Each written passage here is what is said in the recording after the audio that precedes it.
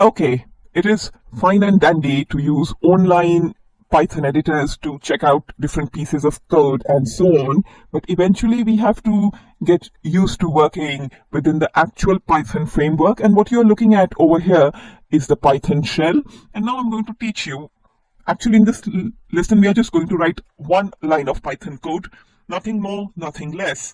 But what I am going to teach you and demonstrate is how you can write one line of code or maybe 100 lines of code as we move further on, save that file as a Python file, a .py file, and then essentially run your code, because writing code and saving it and then sort of rerunning that code is slightly complicated, and it's important we get the hang of it. So now I'm going to see, I actually have Python scripts saved in my folder, and this is my folder called Python scripts, and I want to run the code that I have saved, and I can easily do that.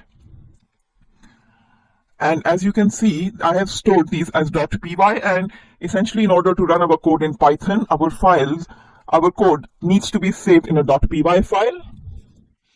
But before we do that, if I end up storing my files in a given location, I need to be able to access that. So let's tackle that first and see where exactly are we right now. So I'm going to import the OS. Now I want to check my working directory, because essentially we want to run our code from a given working directory.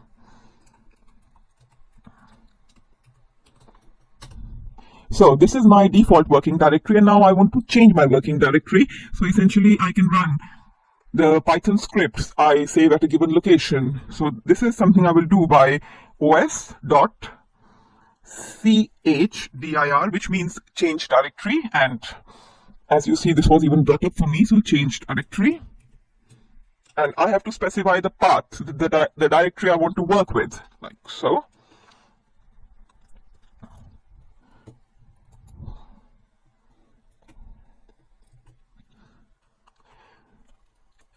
On my system, I need 2 backward hashes. It may be different for your system, so that's something you'll have to fiddle around a little bit and see essentially whether it's a single hash or a double hash or a forward hash or a backward hash that ends up working for your system.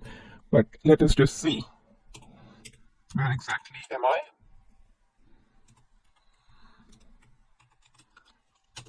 So I've been able to successfully change my working directory, and that's the first step you have to undertake in order to start running your Python code that you store in your .py files.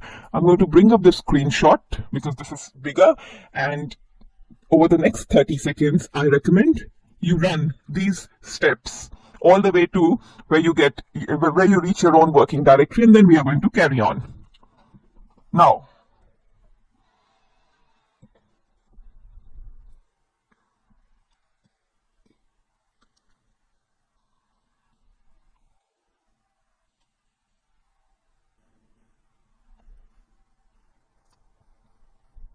okay, by now you should be in the working directory where you want to store your .py files.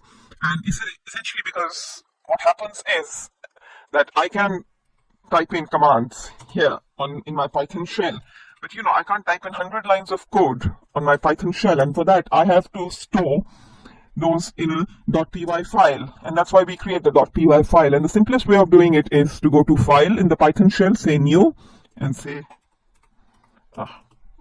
print.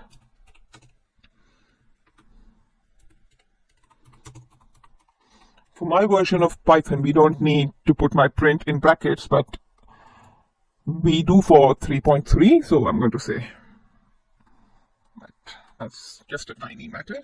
Remember to put in .py, and now it's been saved.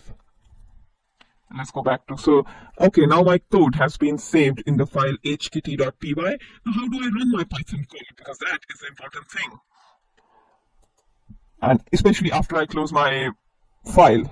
So I'm going to go to Open in the drop-down, bring up my .py file again, and I'm going to go to Run, and I'm going to run the module.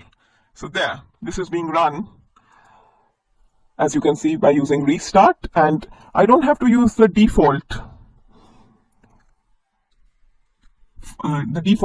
ideally that the Python shell provides me with. On the contrary, I recommend that you download Notepad Plus if you are working on a Windows system. And for me, I use the 64-bit installer because I think using a Notepad Plus environment, it just makes the coding less painful and just more interactive. I'll just show you my Notepad Plus.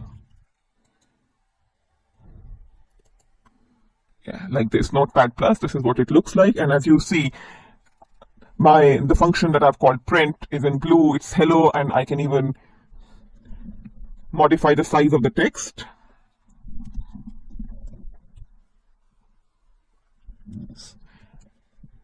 So you can, on a Windows system, you can work with Notepad++, and you can even work with the default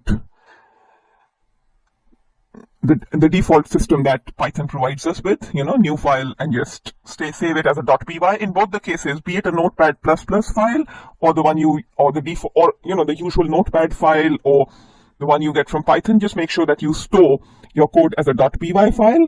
And in order to run our .py file, we need to be in the Python shell. We open the file. Let's open the hello file. And we do the same, we run the module. And essentially, this is how we are going to run other code as well. So I suggest you acquaint yourself with all these steps, and then we move on. In this lecture, I'm going to introduce you to some common Python keywords that you should be familiar with, and these are some things that we are going to work with a fair bit throughout this course. And let's start with this. Python module. Modules in Python are simply Python files with a .py extension, and these implement a set of functions. Modules are imported using the import command. Now, on the topic of functions, Python functions, these are either user-defined or inbuilt, and we are going to explore both of these in greater detail further on in the course. They perform a given task or have a functionality. Example, print statement is an inbuilt Python function that prints an output. Then we have something known as Python packages, and a package is a collection of modules in directories that have a given hierarchy. It can be imported using keyword import or using the from keyword. Example, from X import Y. And we are going to work a fair bit with Python packages, and one inbuilt Python package that we will work with is the Tinkerter Python package for GUI programming, and that's going to come further on in the course. Now, on the topic of keywords, keywords are reserved words, things like import, from. These are reserved words that we can only use in a specific context. So we can't just use these words randomly. Let us just see a practical example. So I've used the keyword import to import the module keyword, and this module contains the list of keywords that are present with Python 3.6.1. So as soon as I use the function print to print the keyword list, it prints this for me. So false, none, and, def, elif, lambda, etc. These are all Python keywords, and they're reserved for certain tasks. And import is how we end up importing both modules and packages to work with Python. And it is these modules and packages that give an additional layer of functionality and power to Python. Python has a lot of inbuilt functions, inbuilt modules and packages, and we are going to work a fair bit with the inbuilt module and packages. And there's also the possibility of installing third-party packages and modules, but for a basic course, we don't need all that. And then we can even get help about the built-in, and you can see that we have a rich collection of built-in modules within Python. So these are the things that we are going to explore further on in this course. So finally, we come to the end of section 1, and if you've been able to follow along and essentially install Python on your system and so on, then we are ready to move on to the next couple of sections where we actually tackle Python programming hands-on. But just to reiterate, in this section, you've been provided with an introduction to the course, and to me, you've been introduced to the different versions of Python out there, Python 2 and Python 3. Just to emphasize, While I'm going to demonstrate most of the lectures on Python 3, I will be providing instructions and suggestions on code modifications, how to do the same thing in Python 2 in case you're working with Python 2. Detailed Python installation instructions for Windows and other operating systems have been provided as well. I have provided you with an introduction to the Python integrated development environments, and there has been an introduction to online Python IDLEs, which are very useful if you want to just quickly check your code snippets. Most importantly, I've provided you with an introduction to Microsoft Visual Studio Code for coding, and this is a language agnostic coding programming environment provided by Microsoft. And if you do see yourself working with programming or even other programming languages, then Microsoft Visual Studio Code is very useful and powerful. And you've seen how you can customize Microsoft Visual Studio Code for running Python scripts.